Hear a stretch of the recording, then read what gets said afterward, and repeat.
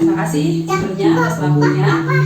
Pertama yang saya hormati Kepala Sekolah Negeri 12 Martapura, yang saya hormati Bapak serta Ibu Guru SD Negeri 12 Martapura, yang alhamdulillah pada siang hari ini bisa mengadakan kegiatan komunitas belajar seperti biasanya. Pada kesempatan kali ini saya ingin berbagi praktek baik yang juga sebagai tugas dari modul 1.4 dari program pendidikan guru penggerak. Jadi di sini adalah tentang penyebaran pemahaman dan penerapan pengalaman disiplin positif di SD Negeri 12 Martapura. Sebelum ke pemaparan selanjutnya, terlebih dahulu saya mau menanyakan, mungkin Bapak Ibu sudah paham dengan apa itu kata disiplin. Adakah yang sudah paham? Pak, Ibu? Paham. Apa itu disiplin, Pak? Disiplin, yang namanya disiplin itu ya tepat waktu. Betul. Jujur. Gurunya religius, ambisius, dan muridnya pun datangnya tepat waktu.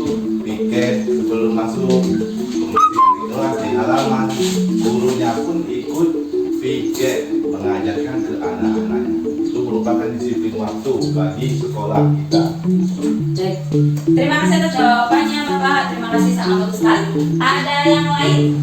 Mungkin ibu-ibunya?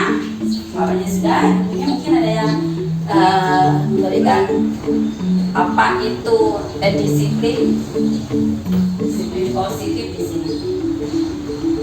Baik, terima kasih untuk jawabannya.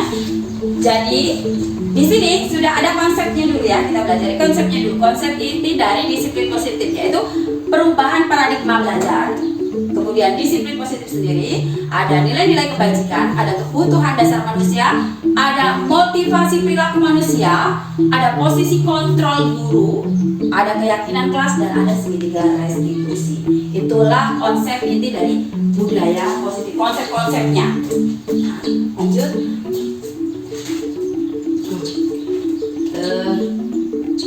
Nah di sini di pembelajaran dengan paradigma baru. Nah ini kemarin juga saya sudah menanyakan nah, profil pelajar Pancasila kita. Ada beriman kepada Tuhan Yang Maha Esa, ada berkebinekaan global, ada gotong royong, kreatif, bernalar kritis, dan mandiri. Nah di sini pembelajaran yang berparadigma baru merupakan pembelajaran yang dirancang berdasarkan prinsip pembelajaran berdiferensiasi. Diferensiasi berarti satu pelajaran itu mengadakan bukan hanya satu kegiatan. Misalnya kalau metode ceramah terus evaluasinya tertulis tok, itu zaman dulu ya, zaman nggak ada lah di sini, di antara kita sudah nggak ada insya Allah yang seperti itu. Tidak lagi, tetapi sudah dalam satu kegiatan itu ada beberapa kegiatan. Dalam satu pembelajaran itu sudah ada beberapa kegiatan. Ya, dan beberapa kegiatan itu sesuai dengan minat anak itu sendiri. Nah, itu yang disebut apa? Berdiferensiasi. Sehingga para peserta didik belajar sesuai kebutuhannya. Nih, disesuaikan dengan kebutuhan siswa. Jadi ada anak yang audio visual, ada yang video visual seperti itu kan. Kemudian jadi sesuai dengan kebutuhan mereka apa terhadap perkembangan suatu teori psikologi modern untuk mewujudkan profil pelajar Pancasila. Nah itu mewujudkan ini kita harus menggunakan pembelajaran berdiferensiasi. Nah lanjut. Nah di sini ada miskonsepsi tentang teori kontrol. Selama ini kita tahunya murid itu kita yang kontrol, ya kan? Seperti yang kata Bapak tadi, disiplin itu datang tepat waktu, tempat peraturan harus datang tepat waktu. Bagaimana dengan yang terlambat, Pak? Biasanya, Pak? Bagi terlambat, kena sanksi, kena hukuman. Ya begitu ya, Bu ya. Kalau ada yang terlambat pasti dihukum seperti itu. Nah itu kan berarti kita yang kontrol anak ya. Jadi anak itu harus taat dengan peraturan seperti itu. Nah ini yang disebut dengan miskonsepsi. Jadi yang sebenarnya kalau disiplin positif itu seperti ini nih. Selama ini murid kita, ini murid kita nih. Ilusi guru mengontrol murid, kemudian ilusi bahwa orang dewasa berhak memaksa orang kecil harus nurut sama yang dewasa, yang junior harus nurut yang senior, ya kan? Seperti ini kan? Selama ini pemahaman kita, ilusi bahwa kritik dan membuat rasa bersalah mampu menguatkan karakter. Misal tadi, anak datang lambat, kita hukum karena dia bersalah, ya kan? Kemudian kalau nggak kita hukum begini Pak, misalnya gini. Kalau kita nggak hukum, misalnya kan sekarang kalau dihukum ada hukuman apa gitu, bentar-bentar kita dilaporkan. Akhirnya kita tidak pakai hukuman, tapi pakai pembicaraan begini misalnya. Kamu itu kok terlambat terus sih Nak? Selama ini kamu nggak kasihan apa kalau ibu nanti kena marah kepala sekolah? Ya kan? Seperti itu kan? Nanti kalau kena marah kepala sekolah gimana coba? Kamu tuh selama ini nggak mikir apa? Nah, itu kan kita itu memberikan efek rasa bersalah anak ini. Iya ya, gara-gara aku terlambat, ibu jadi kena marah kepala sekolah. Nah itu kan seolah-olah membuat rasa bersalah itu mampu menguatkan karakter siswa. Jadi kalau kita begitu, besoknya kita mengharapkan dia itu disiplin, ya kan? Selama ini seperti itu. Kemudian ilusi bahwa manusia menguatkan positif, efektif dan bermanfaat. Semuanya itu pengontrolan itu dianggap ya udah bagus. Kalau nggak hukuman, ya tadi bersalah seperti itu kayaknya sudah membuat mereka. Nah satu lagi, kasih iming-iming. Ada kan misalnya gini, siapa yang besok bisa menjawab ini saya kasih permen, saya kasih pena, kasih buku. Itu memotivasi yang lain yang nggak bisa untuk aku harus bisa nih. Gimana caranya aku biar dapat hadiah dari ibu nih, biar dapat door prize dari ibu nih, gimana nih?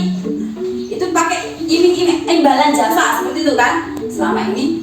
Nah sekarang coba kita itu melakukan tugas sebagai guru itu kan ada nggak munafik. Saya sendiri juga ya kadang kan karena gaji, karena upah. Nah itu berarti karena imbalan.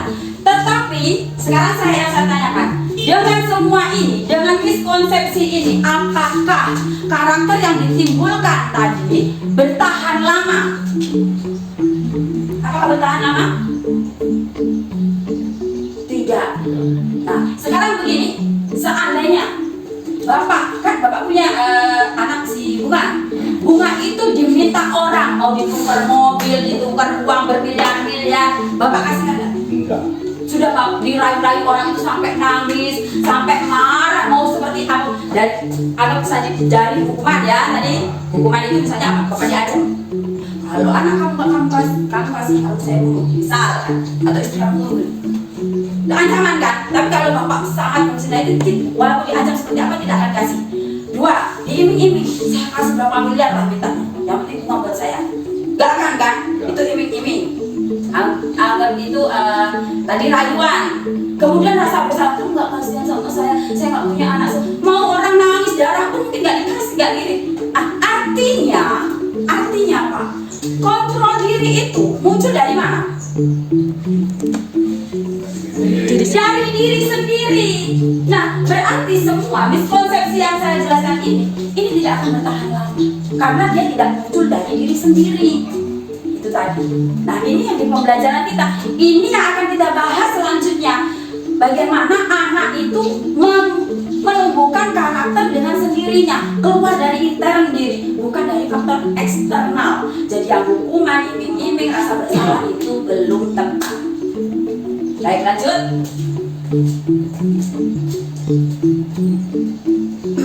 Nah, mengubah paradigma stimulus respon ke pendekatan teori kontrol. Nih, stimulus responnya. Nih, realita, kebutuhan kita sama, karena sama-sama butuh. Semua orang melihat ini berarti realitanya kebutuhan kita berbeda. Teori kontrolnya nih. Kalau orang bilang kita kan sama-sama, enggak sama, kita beda. Orang melihat ini, semua orang melihat hal yang sama. sama-sama yang tadi ini sudah membentuk karakter. Setiap orang memiliki gambaran berbeda.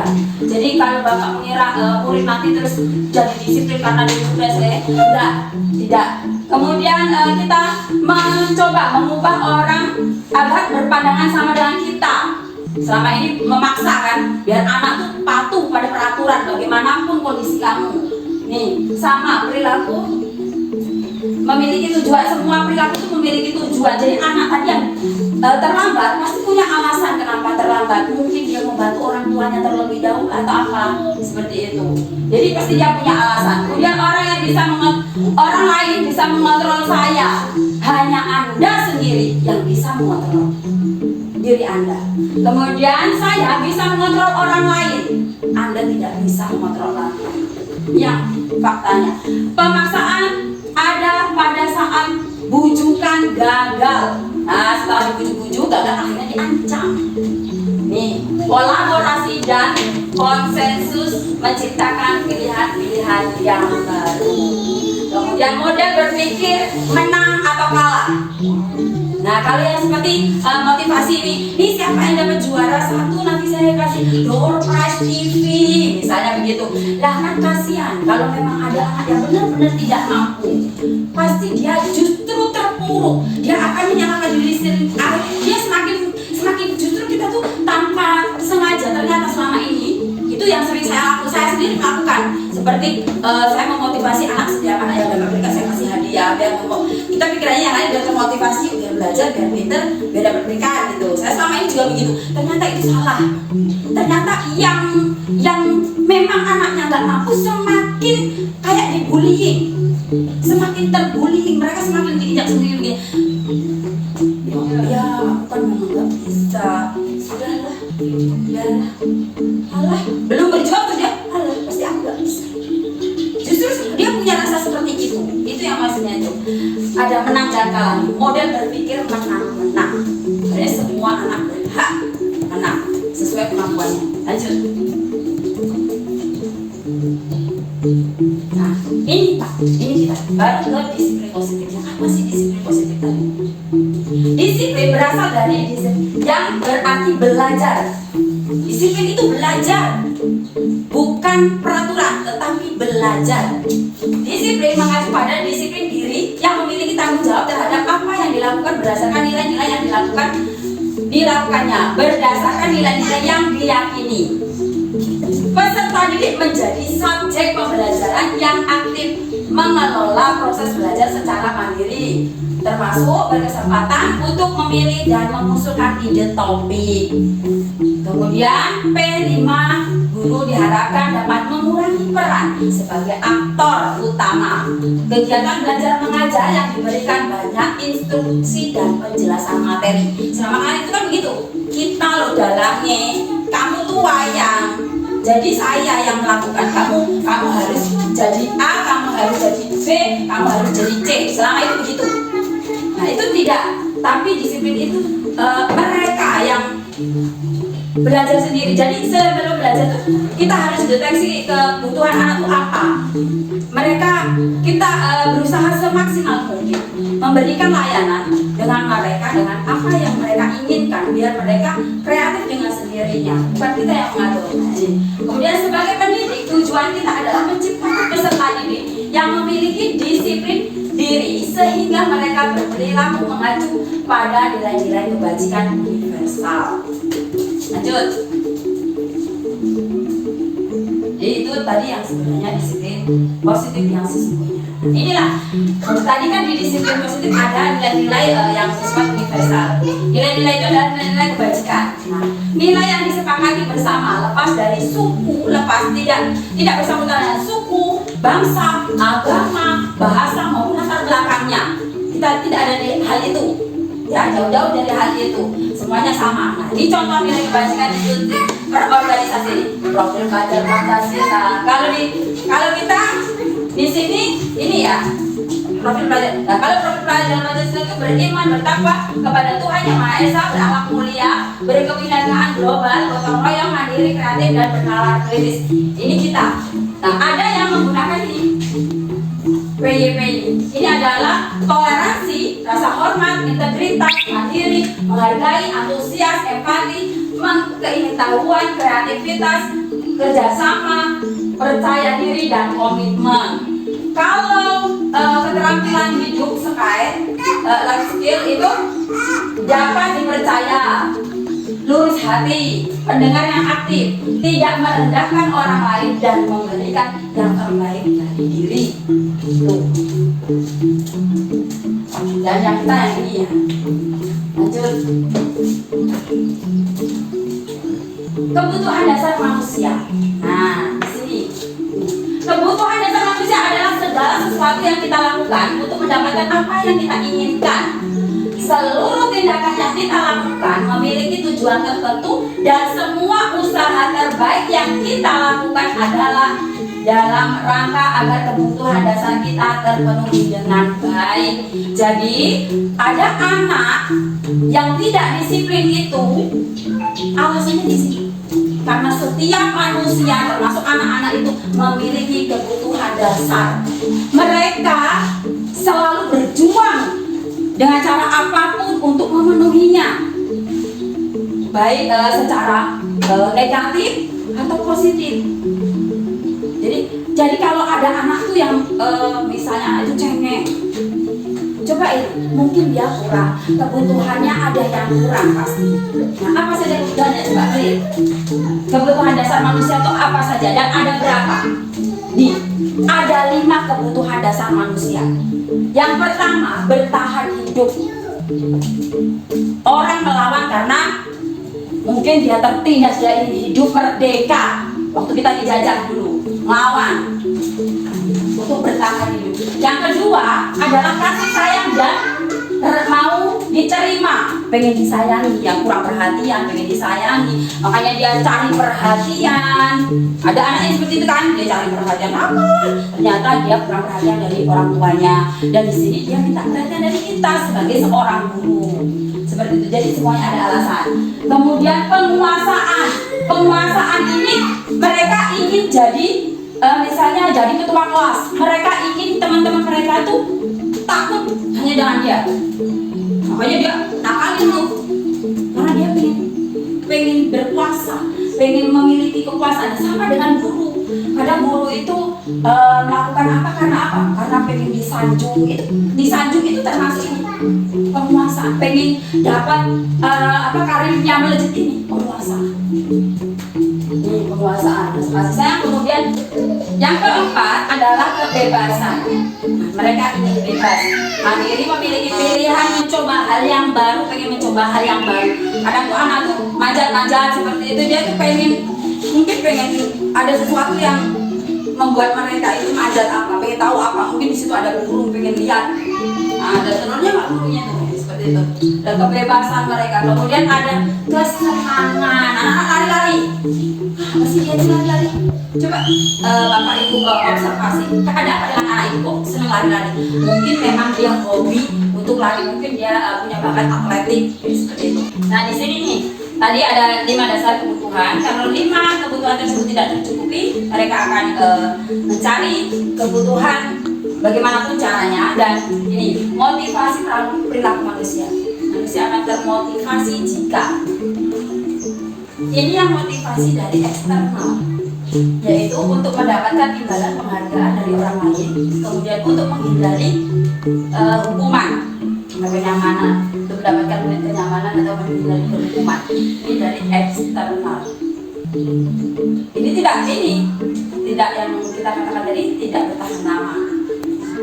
Penumbuhan karakter dari beliau itu tidak akan lama. Kalau ini dari motivasi dari intrinsik, dari dalam diri sendiri, yaitu untuk menjadi orang yang memiliki orang yang mereka inginkan dan menghargai diri sendiri dengan nilai yang mereka percaya.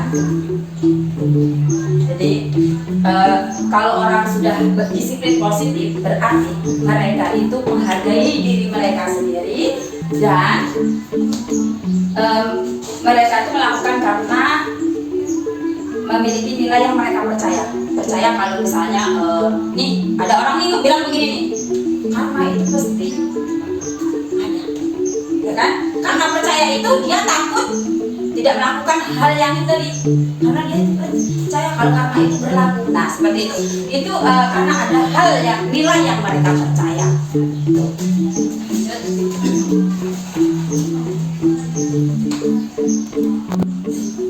di sini yang kalau orang itu tadi eksternal, faktor eksternal tadi hukuman masih. Hukuman itu tidak terencana atau tiba-tiba. Kemudian kulit tidak tahu apa yang akan terjadi, tidak dilibatkan. Tahu-tahu kita yang memutuskan kan? Kamu bersih WC, kamu lari lapangan 10 kali, 20 kali. Kamu seperti itu. Murid tidak kemudian bersifat satu arah, hanya gurunya aja, muridnya pokoknya ikut aja gitu. Jadi satu arah. Berupa hukuman fisik atau psikis. Kalau nggak kita cubit, psikisnya bentakan itu, psikis itu dengan bentakan akhirnya dia nangis kan. Hukuman. Terus konsekuensi. Selama ini kan kita hukuman konsekuensi. Kalau konsekuensi itu terencana, disepakati sesuai peraturan. Misal dalam kelas ada keyakinan kelas, ada nggak? Kelas 5 ada nggak keyakinan kelas, Bu? Bagi, kelas 5 ada nggak keyakinan kelas? Ada. Nah, kalau mereka ada salah satu yang tidak dilakukan, misal tidak mengerjakan PR, konsekuensinya apa, Bagi? Kalau kelas 5, apa sanksinya? Konsekuensinya apa? Nah itu kan disepakati bersama ya. Nah ini konsekuensi itu terencana, disepakati sesuai peraturan. Jadi kalau mereka merasa tidak mengerjakan PR, mereka langsung berjalan melakukan konsekuensi dengan sendirinya karena sudah disepakati konsekuensi. Kemudian murid tetap dibuat tidak nyaman, ya kan? Dia tidak nyaman, tersiksa tetap. Kemudian sikap guru selalu memonitor murid, diawasi. Berarti mereka itu disiplin bukan karena diri mereka, karena kita monitoring tadi, kita mengawasi mereka. Ini kalau konsekuensi. Nah, kalau restitusi, ini bedanya antara hukuman, kontrol dan restitusi. Kalau restitusi itu proses menciptakan kondisi bagi murid untuk memperbaiki kesalahan. Jadi murid sendiri yang harus memperbaiki. Kamu apa salahnya? Saya sudah mencubit teman saya misalnya. Terus sebaiknya kalau sudah begitu bagaimana? Kan temannya sakit. Kalau dicubit temannya bagaimana? Sakit, nangis. Terus kamu harus apa? Saya harus minta maaf, Bu. Oke, silakan minta maaf. Salah nggak? Salah. Mereka memunculkan sendiri. Mereka yang mengambil keputusan sendiri. Mereka berpikir sendiri. Kemudian ini proses menciptakan kondisi murid yang memperbaiki kesalahannya. Proses kolaboratif yang mengajarkan murid untuk mencari solusi sendiri. Tadi ditanyakan. Nah, kalau sudah ini minta maaf nih, kedepannya bagaimana? Jangan-jangan dia masih lagi nih nyubit temannya. Nah, kita tanya lagi. Kita kan punya keyakinan kelas. Iya. Apa? Kalau jadi keyakinan kelas apa yang kamu lakukan? Ini. Nah, kedepannya bagaimana? Penting nggak ada keyakinan kelas yang sudah dipakati? Penting. Apa ininya? Kedepannya ya Bu, saya janji nggak akan begini lagi. Saya salah, maaf ya Bu. Saya janji nggak akan lakukan lagi. Nah, kedepan setelah dia ada solusi dalam jangka pendek, ada juga solusi jangka panjang. Kalau misalnya memang jangka pendek itu harus dipastikan ya. Satu catatan penting harus dipastikan kan. Ya saya minta maaf, misalnya si korbannya sudah nggak ada nih di rumah asuhan, kita berdua kita sama dia kan. Kita tanya-tanya tadi. Nah mereka tadi, nah waktu kita melakukan restitusi usahakan hanya duduk, hanya antara kita dengan pelaku saja. Jangan sampai ada siapa-siapa. Kita sebagai menjaga rasa biar mereka tidak malu, kayak seperti itu, menjaga psikis mereka, gitu. Tetap kita jaga. Nah di sini nanti kalau kamu minta maaf ya, kapan habis dari sini? Benar habis di sini ya, benar ya, iya. Tapi kalau dia cuma bilang nanti kapan dan berapa harus pasti itu. Terus kita tanyakan. Jadi kalau di sini korban diabaikan. Misalnya terjadi di sini dia mencuri temannya. Korban tadi kan kita abaikan. Ini juga karena ada konsekuensi dia langsung ini, tapi korban tidak abaikan. Kalau di sini korban tidak kita abaikan. Ada sikap minta maaf tadi. Nanti kita tidak mengabaikan korban. Gitu. Lanjut. Nih. 5 posisi kontrol guru. Nih. Ini selama ini yang kita miliki. Jadi, yuk kita introspeksi. Ada di manakah kita? Yang pertama, penghukum. Ya tadi, cubit kamu nakal ya. Cubit cewer itu kan. Cubit kamu nakal ya gitu. Gak boleh berantem. Nah itu, penghukum ada di mana? Kamu, nah bersih. Kamu, nah diri dalam. Nah ini hukuman. Ayo, introspeksi kita ada di mana? Kemudian pembuat rasa bersalah. Tadi, kamu gak kasihan.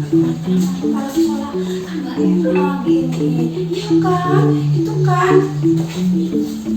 Rasa bersalah. Nah, siapa yang merasa bersalah? Teman. Nah, kalau teman begini. Hai guys, kamu kok kabar? Ya bu, biasa lah bu. Jangan, udah deh, jadi dia. Jangan bilang lagi. Oke, itu teman. Sebagai teman, pasti ada seperti itu juga. Tapi janji ya, nggak boleh diulangi. Oke, iya bu.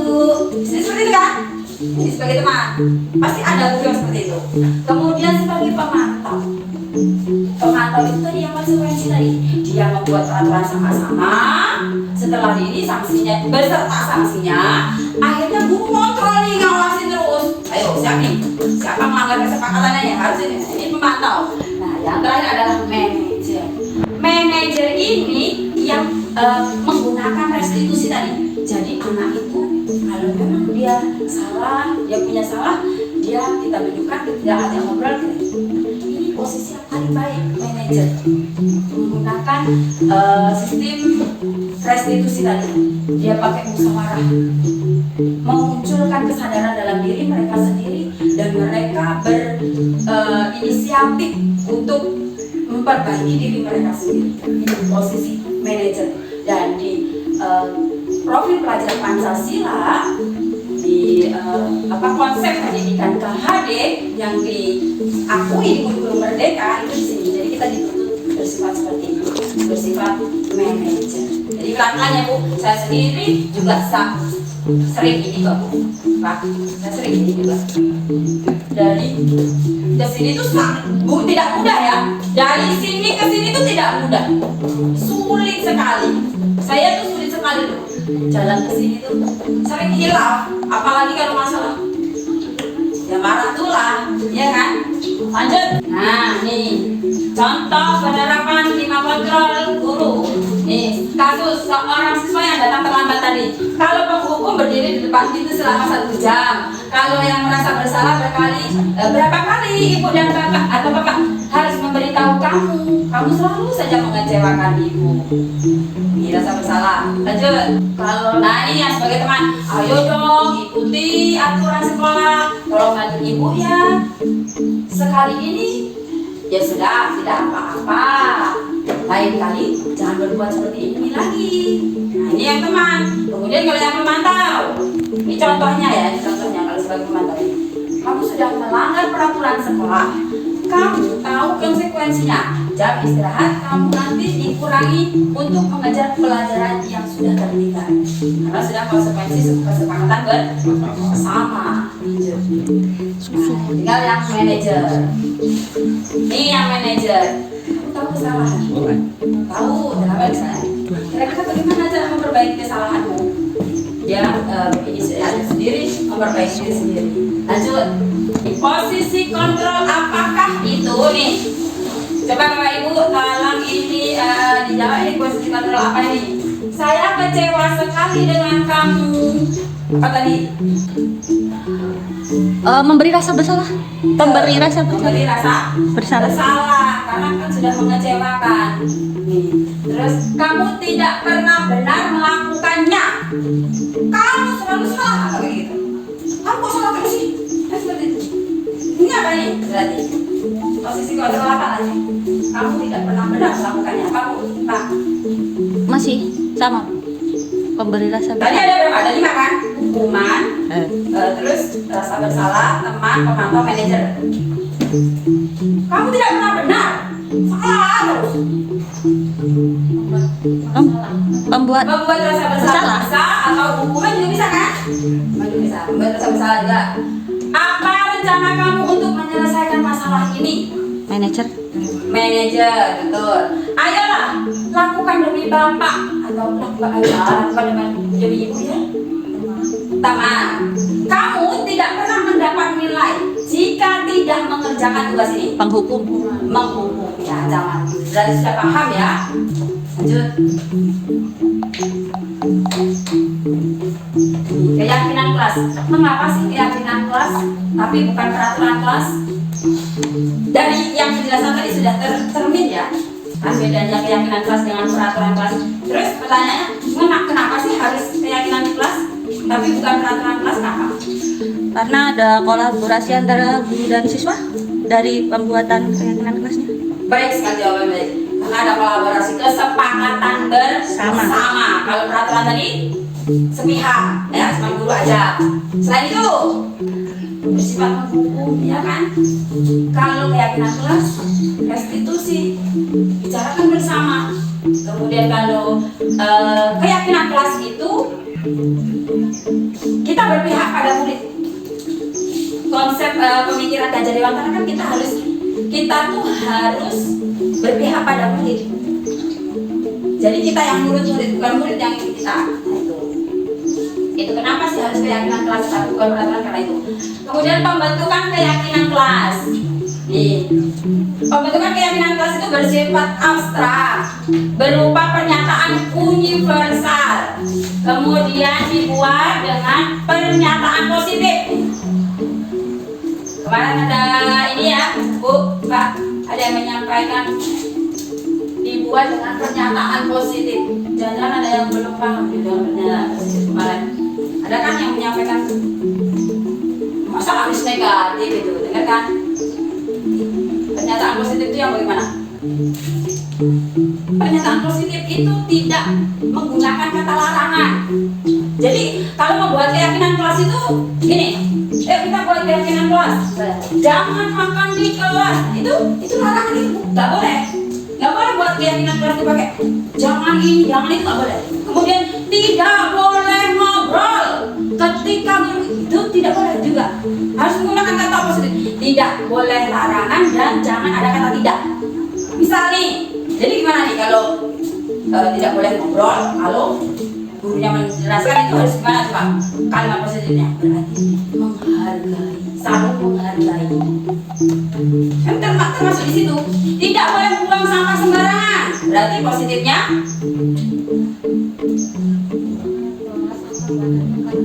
betul.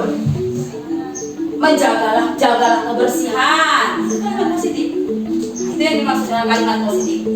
Pernyataan positif. Jangan menggunakan kata tidak atau kata larangan. Kemudian sedikit saja agar mudah diingat, tidak boleh. Lihat peraturan sekolah itu, saya lihat. Wah, dari sini sampai sini tulisannya macam tadi panjang banget. Berarti harus kita perbaiki itu Pak Bu ya. Nggak boleh itu. Itu sudah nggak boleh, itu harus diganti semua. Cabut dari visi misi, dari itu kita cabut harus diperbaiki itu Bu Pak. Tidak boleh banyak agar mudah diingat. Kemudian sesuai dengan kondisi kelas dan sekolah sehingga mudah diterapkan, disesuaikan. Kemudian seluruh warga sekolah atau warga kelas dilibatkan agar saat membuat keyakinan kelas. Lanjut. Ini yang perlu kita pahami dalam menggunakan kontrol restitusi tadi ya. Ada kontrol manajer. Yang terakhir itu kontrol manajer dari kontrol hukuman, merasa bersalah, teman, pemantau, manajer. Nah, yang manajer ini harus menguasai segitiga restitusi. Apa sih segitiga restitusi? Segitiga restitusi adalah sebuah proses dialog yang dilakukan oleh guru agar menghasilkan murid yang mandiri dan tanggung jawab. Nah, yang pertama nih, dalam menstabilkan identitas ini, kita harus ada satu poin yang harus kita selalu sebagai fondasi, sebagai yang selalu harus kita ingat, yang selalu sebagai fondasi kita, yaitu semua manusia itu tidak sempurna, pasti punya kesalahan, pernah salah, punya kekurangan. Itu sebagai fondasi di menstabilkan identitas. Maksudnya apa? Jika kita bicara dengan hal seperti itu meyakinkan dia bahwa kita tuh bisa lebih baik, bisa berubah. Jadi kalau yang orang bersalah itu jangan terus terpuruk, jangan pesimis seperti itu. Nah, ini menstabil. Jadi dari pertanyaan utama dari menstabilkan identitas itu ya kepada murid yang kita tanya gini, nah masalahnya apa? Ibu tidak menanyakan, tidak mempermasalahkan siapa yang salah, karena semua orang itu pasti pernah berbuat salah. Nah, seperti itu. Jadi yang ibu ingin tanyakan, nah seperti itu, masuklah ke validasi tindakan yang salah.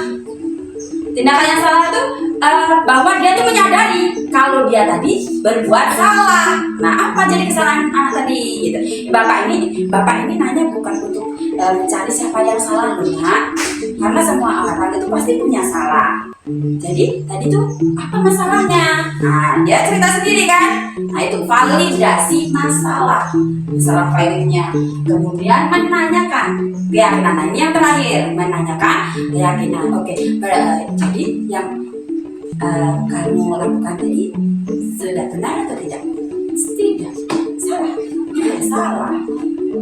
Kalau apa sesuai nggak dengan keyakinan kamu? Tidak. Keyakinan kelas apa yang sudah kamu langgar? Nanti dia sebutin sendiri kan. Jadi sebaiknya bagaimana? Ya nanti saya minta maaf itu. Kapan? Hari ini sekarang habis ini saya minta maaf. Benar ya? Terus selanjutnya untuk yang berkelanjutannya apa lagi tindakan yang akan kamu lakukan? Nah, seperti itu. Nanti ya saya berjanji tidak akan mengulangi lagi. Seperti itu. Nih, segitiga restitusi tahap segitiga yang pertama menstabilkan identitas dengan satu fondasi tadi bahwa semua orang punya kesalahan, kemudian validasi tindakan yang salah dan menanyakan keyakinan. Lanjut. Di sini menstabilkan identitas nih tadi berdasarkan prinsipnya membuat kesalahan bagian dari proses belajar. Jadi orang itu semua pernah berbuat salah. Terkadang justru ketika kita salah kita akan ingat dan jadi pelajaran. Kalau kita nggak pernah berbuat salah, kita nggak akan, terkadang kita nggak akan ingat. Ini kalau kita kan kalau salah itu malu terus ingat terus, aku nggak akan gitu lagi lah, aku malu gitu. Atau kita kecelakaan nih gara-gara kesalahan kita akan ingat, aku kemarin gara-gara jalan di sebelah kanan, makanya aku ditabrak. Aku nggak akan lewat sebelah kanan lagi, aku sebelah kiri. Sebagai itu, jadi kesalahan itu sebagai proses belajar, bukan ini. Jadi wajar mereka berbuat salah itu wajar, karena mereka sedang belajar. Berdasarkan prinsipnya membuat kesalahan bagian dari proses pembelajaran. Berbuat salah itu wajar, kan? Tidak ada manusia yang sempurna. Ibu, bapak juga pernah melakukan hal itu. Nah, kata-kata ini harus diucapkan dengan anak kita. Satu saja boleh, dua saja boleh, tiga boleh, terserah bapak. Mau semuanya bapak kasihkan boleh. Ibu, bapak tidak mau mencari siapa yang salah, tapi ibu, bapak ingin mencari solusi untuk mengetahui permasalahan ini. Terus kamu berhak merasa begitu. Misalnya nih, mereka tuh berbuat salah karena lapar, mencuri misalnya. Dia sudah lapar sekali, nggak sanggup, nggak sarapan, nggak bawa uang jajan. Akhirnya dia terpaksa mencuri, ketahuan. Dia udah pucat gitu. Makanya kita nggak boleh hukum. Tanya dulu dia apa landasan dia mencuri. Karena dia kadang itu tadi ada 5 kebutuhan dasar yang harus dicukupi. yaitu bertahan hidup. Nah, di sini kamu berhak melakukan itu karena kamu lapar. Kalau kamu nggak tidur tadi, mungkin dia bisa dia pingsan dan lebih parah dari itu. Lanjut. Setelah menstabilkan identitas, kemudian validasi tindakan yang salah. Berdasarkan prinsip semua perilaku berupaya memenuhi kebutuhan dasar tertentu. Kamu pasti punya alasan. Apa alasannya? Misalnya, ini ada yang berantem di marah, kamu marah kenapa? Kamu pasti punya alasan marah. Itu tidak wajar kamu marah, karena kamu itu naik. Kamu pasti punya alasan mengapa melakukan hal itu. Kemudian, padahal kamu bisa melakukan hal buruk lebih dari itu. Kemudian kamu harus bangga karena kamu telah melindungi sesuatu yang penting buatmu. Kemudian kamu mempertahankannya karena kamu mempertahankan apa sesuatu kayak gitu kan. Lanjut. Yang terakhir yaitu menanyakan keyakinan. Berdasarkan prinsip teori kontrol bahwa pada dasarnya kita termotivasi secara intrinsik. Jadi di keyakinan tadi, menanyakan keyakinan tadi, kita itu menumbuhkan kesadaran dari dalam diri, motivasi intrinsik ya, secara intrinsik. Apa keyakinan kelas kita? Nah, ini kata-kata yang bisa Bapak Ibu berikan kepada mereka. Apa keyakinan kelas kita? Nilai-nilai apa yang telah disepakati bersama? Seperti apa gambaran sebuah kelas yang ideal menurut kamu? Mungkin ada yang ini, tidak, kamu kalau begitu menurut kamu pengennya menurut kamu kelas kita itu seperti apa? Nah, seperti itu. Terus kamu ingin menjadi orang yang seperti apa? Kok kamu gitu terus? Jadi apa yang seperti itu kan? Pakai kata agar tidak menimbulkan rasa bersalah, hukum atau teman, kata-kata yang baik diucapkan. Lanjut. Nah, ini sudah contohnya. Ini yang sudah saya lakukan.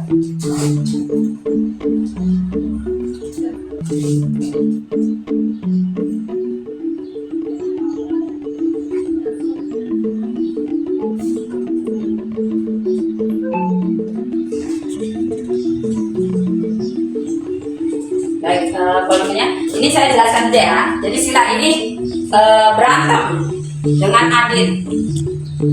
Nah, saya tanyain. Jadi saya punya laporan nih, kenapa kamu kok berantem dengan Adit? Apa ini?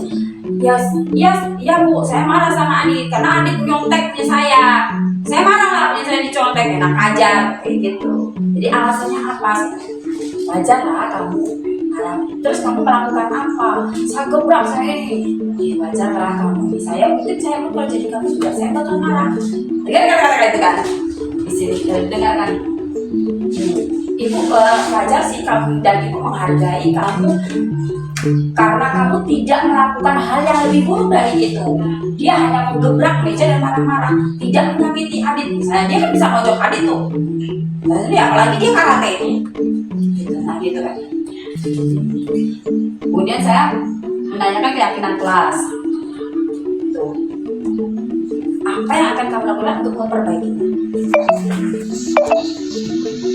Itu dia menjawab, saya akan lebih sabar Bu.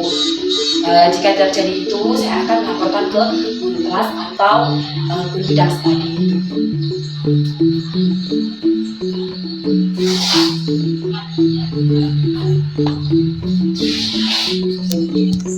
Bisa bertiket, dilaporkan dan menahan dari persenahan sadarnya.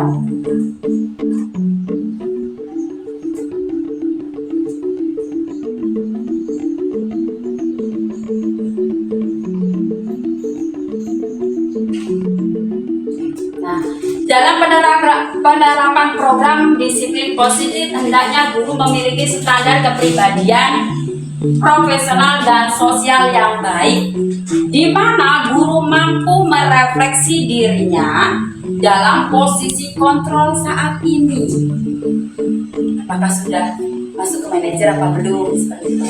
Kemudian bagaimana perjalanan dirinya sebagai AMO, manajer ini, yang menuntun murid-muridnya menjadi insan yang mandiri, merdeka, dan bertanggung jawab. Tadi kan mandiri, dia memperbaikinya secara mandiri. kemudian merdeka mengungkapkan pendapat, ya kan. Kemudian dia juga bertanggung jawab, mengakui kesalahannya, itu kan tanggung jawab. Nah, ini standar nasional pendidikan. Akhirnya tercapailah tujuan kita. Baik, Bapak Ibu, terima kasih untuk pemaparan disiplin positif siang ini. Jika ada yang ditanyakan, saya persilakan, mungkin Bapak, Ibu, atau Bu. Saya belum paham ini apa yang manajer kontrol ini segala macam. Kira-kira pemaparan dari saya tadi jelas sekali nggak, Pak? Jelas. Jelas ya. Mbak Bu, saya mau bertanya. Ya, Putri, terima kasih.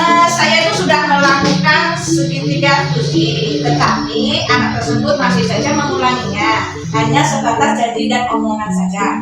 Ya kan? Bagaimana sih Bu cara mengatasinya seperti itu? Jadi baik, terima kasih Bu, terima kasih sekali. Mungkin dari peserta yang lain bisa membantu keluhan dari Bu Sri tadi. Bu Sri ini sebagai guru penjas, jadi mungkin ada anaknya yang pencicil udah bilang di restitusi masih saja, cuma janji palsu ya Bu Sri ya. Oh, PHP istilahnya sekarang. Tapi PHP itu tidak dilakukan gitu ya? Dia PHP banget tuh. Ya Allah, gregetan ya secara yang kita biasanya pakai hukuman restitusi. Aduh, saya juga gregetan kalau seperti itu. Mungkin ada Bapak Ibu yang lain yang sudah pernah melakukan seperti itu? Ada? Tidak ada? Baik, kalau tidak ada, karena akan tidak sendiri. Jadi begini ya Bu, Pak, jika itu terjadi, jadi besok sudah tidak jadi restitusi, karena mereka sudah terbiasa dengan hukuman. Ya kan? Ada itu lagi kan sudah terbiasa tadi kan, sudah terbiasa. Itu apa yang harus dilakukan? Yang pertama, Pak, kita harus apapun dia belum seperti itu, terus lakukan. Yang pertama itu konsisten. Yang kedua, kolaborasi. Kita tidak dibutuhkan kolaborasi dan kita dari menerapkan ketika pelanggaran mereka mempunyai masyarakat ini, mereka tidak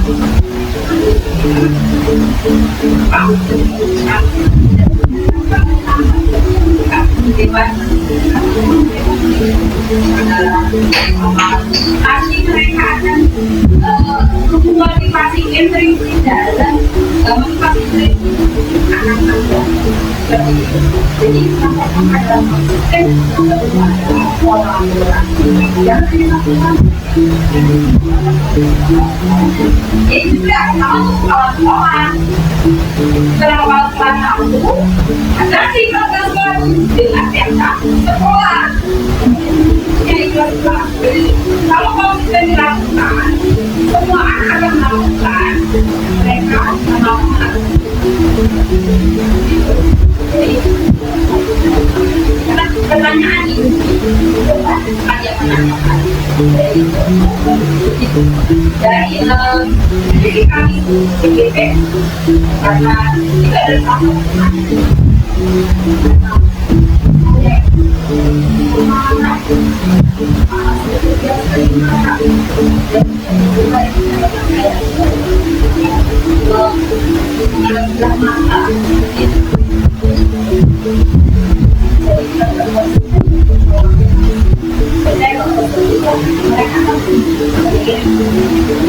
kalau sudah terbiasa, itu solusi pertama.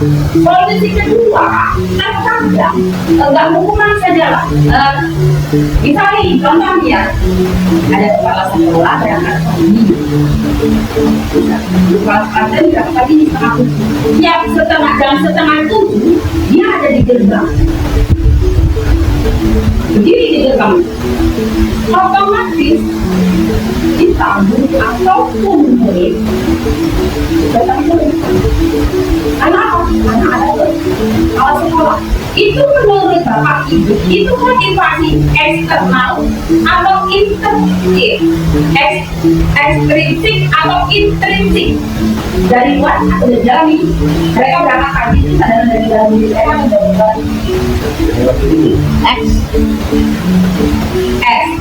karena adanya lubang sekolah makanya dia Aku biasanya lalu begitu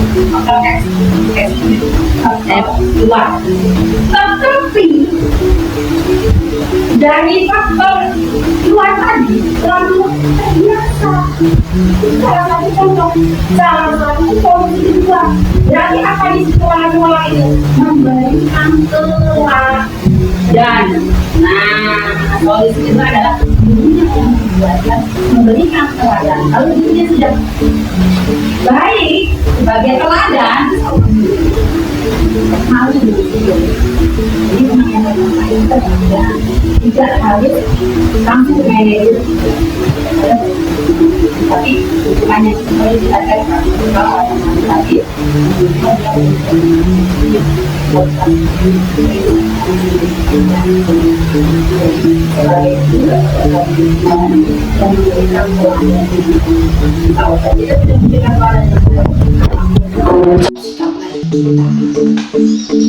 paham Bu Sri atas pertanyaannya? Bisa diterima? Bisa. Oke, ada yang lain Bapak Ibu mungkin punya solusi lain gitu dengan permasalahan yang Ibu Sri Mariani alami? Ada lagi? Tidak? cukup Bu. Cukup, kalau cukup saya ucapkan terima kasih banyak untuk hari ini kobel kita, yaitu berbagi praktek baik disiplin positifnya. Sekali lagi terima kasih atas waktunya, kesempatannya bisa melakukan kegiatan ini secara khusyuk, secara baik, hikmat sekali, dan saya mohon maaf atas segala kesalahan saya. Kepada Allah hamba mohon maghfirah. Saya akhiri, wabillahi taufiq wal hidayah. Assalamualaikum warahmatullahi wabarakatuh. Waalaikumsalam warahmatullahi wabarakatuh.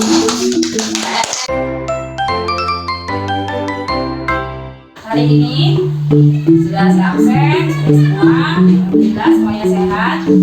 Ada beberapa teman kita yang masih sakit, semoga segera sehat dan bisa bertemu dengan kita lagi. Seperti biasa, sebelum dimulai pelajarannya, agar kita bersemangat, tetap semangat dulu. Tepuk semangat. Semangat. Terima kasih semuanya. Anak-anak, hari ini agak beda dengan hari biasanya. Biasanya kita langsung ke materi. Hari ini Ibu mau kalian membuat sesuatu. Tapi sebelumnya Ibu tanya dulu, apakah kalian tahu di sekolah kita ini memiliki peraturan? Tahu. Apa aja? Contohnya apa? Tidak boleh bucet. Terus membawa uang berlebihan. Terus membolos, datang terlambat, tidak pakai seragam. Itu kan? Iya, itu namanya apa? Kalian tahu nggak siapa yang membuat peraturan? Siapa? Nggak tahu. Kalian nggak ikut buat? Tidak. Oke. Peraturan dibuat dari pihak sekolah, tapi kalian harus mentaati atau mematuhi peraturan tersebut. Baiklah. Saat hari ini masih berkaitan dengan peraturan. Selama ini kelas kita belum ada aturan. Tapi Ibu tidak membuat peraturan. Kalau peraturan itu saya yang buatkan. Kalian tanpa tahu, yang penting saya sudah bilang ini peraturan kelas 6 harus A, B, C, E. Nah, sudah saya tentukan. Kalian harus melaksanakan. Kalau tidak melaksanakan biasanya diapa? Dihukum. Nah, itu kalau peraturan. Sedikit berbeda. Kalau hari ini saya tidak sedikit sih, banyak perbedaannya, banyak sekali. Hari ini saya tidak akan membuat peraturan, tetapi saya ingin kalian mengungkapkan keinginan kalian, kelas kalian yang menurut kalian kelas kalian tuh nyaman, kemudian indah, rapi, pokoknya membuat kalian belajar itu nyaman. Itu apa saja? Bisa saya tanya, Lira, kalian Lira ingin ruang kelas atau kalian yang bagaimana? Kelasnya rapi. Kalau Dila, ini kelasnya gimana? Bersih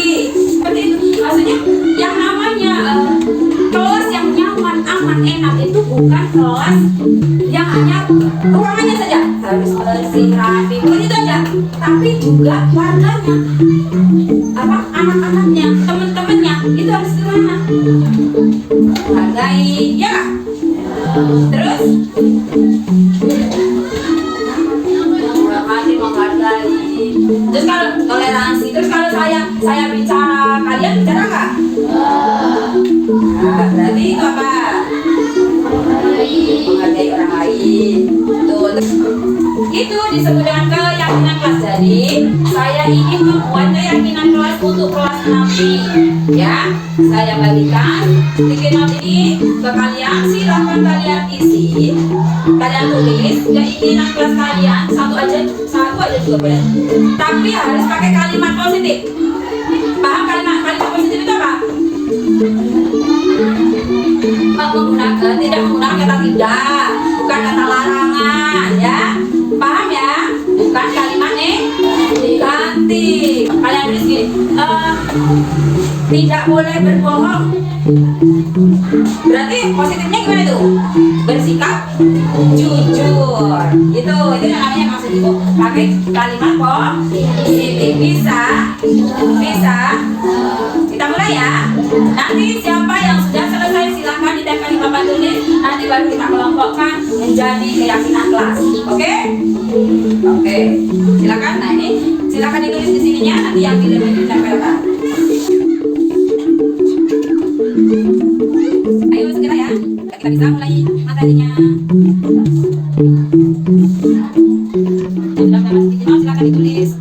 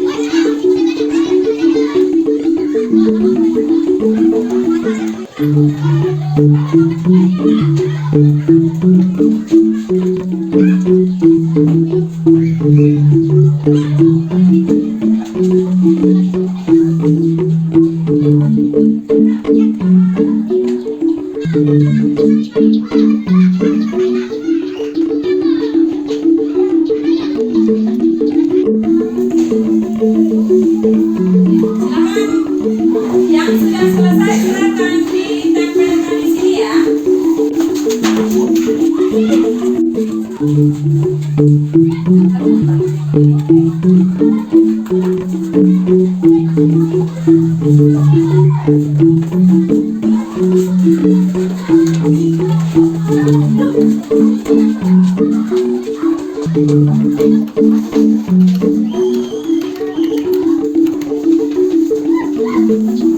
Sudah semua ditempelin di sini. Sekarang kita seleksi. Pasti ada yang sama kata-katanya kan? Dari sini bersikap jujur dengan teman dan guru, bertoleransi, bersikap ramah, murah senyum, bebas dari kotoran, agar kelas tetap bersih, rapi dan nyaman. Harus, ini saya jadikan satu ya, ini sama. Intinya dalam kebersihan, jaga kerukunan, ini keruku, toleransi, jujur, ramah, sikap ramah, murah, senyum, rapi, nyaman dan bebas dari nyamuk. Ini sama dengan bersih.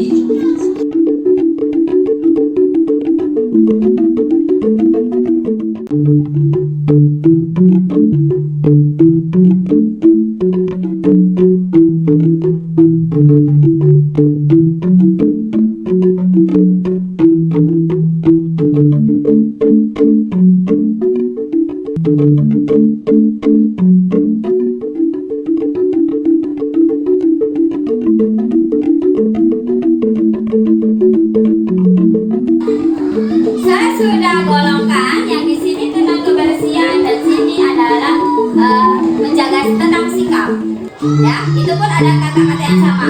Nanti kita seleksi lebih bagus lagi dan kita buat posternya, kita tempelkan di kelas ya. Nah, kalau sudah disepakati, ini nanti kita sepakati.